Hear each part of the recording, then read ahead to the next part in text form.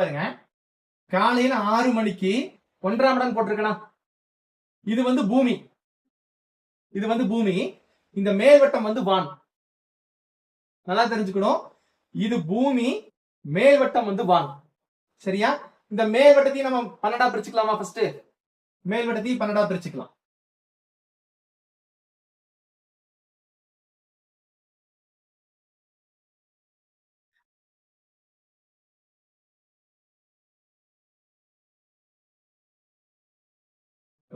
இப்ப மேல்வட்டமும் 12ஆ பிரிச்சாச்சு. ஏன்னா பூமியில இருந்து நம்ம உதயத்தை தானே பார்க்கிறோம். பூமியில இருந்து காலையில இருந்து உதயத்தை பார்க்கிறோம். நம்ம இப்ப ஒரு உதாரணத்துக்கு நான் வந்து ரிஷப லக்னம் வச்சுக்கலாம். காலையில பார்க்கும் போது எப்படி இருக்கும்னா ரிஷபம் தலைகீழா இருக்கும். எப்பவுமே மிதுனம், கடகம், சிம்மம், கன்னி, துலாம், விருச்சிகம்.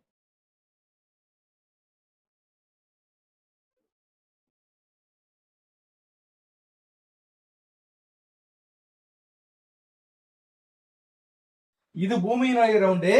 இது வானம் வச்சுக்கலாமா? வெளியில தரக்கூடிய வானம். நம்ம பூமியில இருந்தா எல்லாத்தையும் பார்க்கிறோம். சோ காலையில ரிஷப லக்னம் ஒருவேளை உதயமானால் வானத்துல இதெல்லாம் தெரியும்.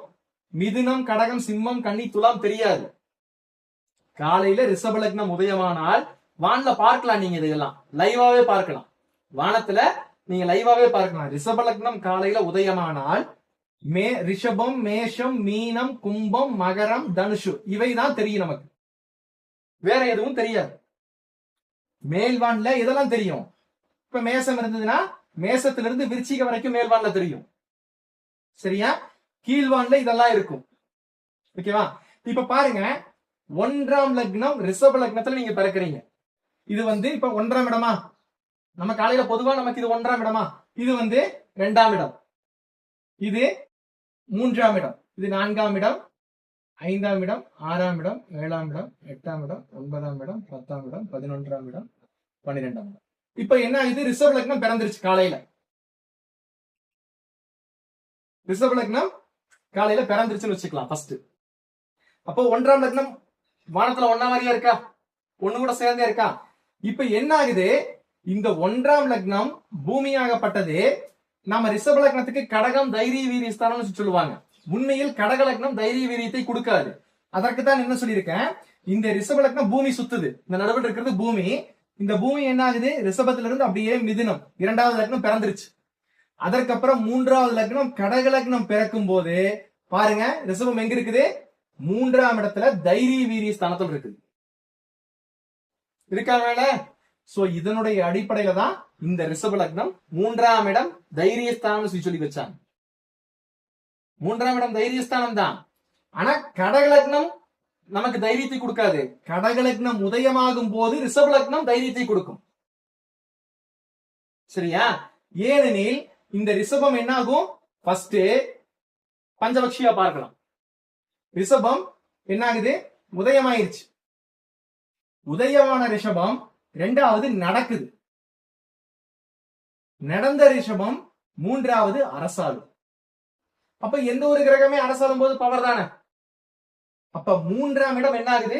அரசாளக்கூடிய ஒரு தன்மை. அப்ப ஜோதிடத்துல நம்ம இப்படிதான் லக்னத்தை பார்க்கணும். ஜோதிடத்துல எப்பொழுதுமே லக்னங்களை இந்த மாதிரி ஒரு அமைப்புல தான் பார்க்கணும். நம்ம எங்க இருக்கிறோம் இப்போ? கடக லக்னம் உதயமாகும் போது ரிஷப லக்னம் நமக்கு என்ன ஆயிடுச்சு? உச்சத்துல வந்தாச்சு. அப்ப தைரிய வீரியத்தை கொடுக்கக்கூடிய ஒரு ஸ்தான நிலையில வந்துருச்சு. சரிங்களா? இப்ப பாருங்க, இதே ரிஷப லக்னம். சரியா? இப்ப ரிஷப லக்னம். சரியா? பிறக்கும் போது 8ஆம் இடம் பாருங்க. ரிஷப லக்னம் பிறக்கும் போது 8ஆம் இடம் எப்படி இருக்குது? சாகர நிலைமையில் இருக்குது. ஊன் நடை அரசு அரசு துயில் சாவு. வான்ல இது லைவா பார்க்கலாம்னு சொல்லிட்டு இருக்கேன். வான்ல லைவா பார்க்கலாம். ரிஷப லக்னம் பிறக்கும் போது தனுசு லக்னம் செத்து போயிரும். அதாவது செத்து போகுங்கிறத விட சாகர நிலைமையில் இருக்கும். ரிஷப லக்னம் பிறக்கும் போது தனுசு லக்னம் சாகர நிலைமையில இருக்கும்.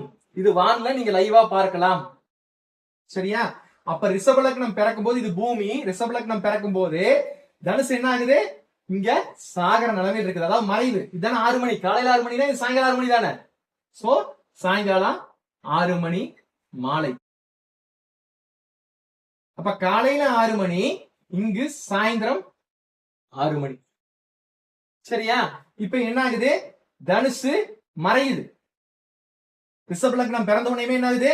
தனுசு மறைக்கப்படுது. அதனாலதான் 8ஆம் இடம் என்ன சொல்லி வச்சாங்க? ஆயுள் ஸ்தானம்னு சொல்லி வச்சாங்க. சரியா? இதுல பாருங்க, உங்களை ஒருத்தன் கொள்ளுவான்ல, உங்களை ஒருத்தன் கொள்ளுவான், அவன் தான் எதிரி. நீங்க பிறக்கும் போது ஒருத்தன் சாகறான். சரியா? உங்களுடைய ஆயுள் ஸ்தானம் சொல்லி வச்சுட்டாங்க.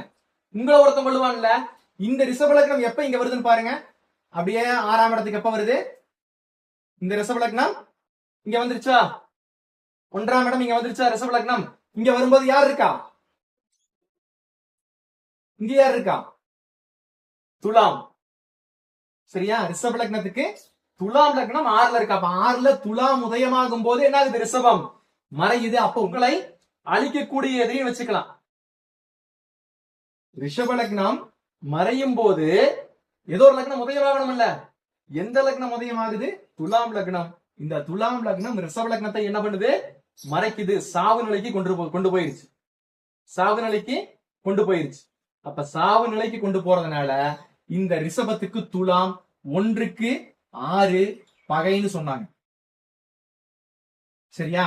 நம்ம பிறக்கும் போது ரிஷப லக்னம் பிறக்கும் போது 8ஆம் இடம் 1, 2, ஏன்னா வான்ல இப்படிதான் இருக்கும். வான்ல இப்படிதான் இருக்கும்.